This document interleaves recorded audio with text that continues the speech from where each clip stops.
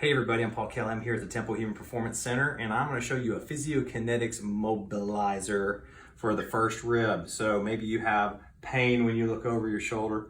Maybe you're elevated like this on one side because you've just been sitting using your right arm too much.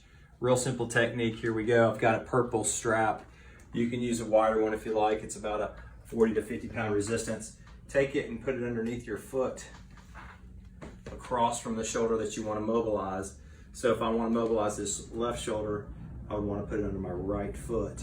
So then I would take it over my neck, place it right on the rib of dysfunction, and you're going to feel this where it's sore. So it'd be right over the dysfunctional rib segment, kind of pulling up against the spine.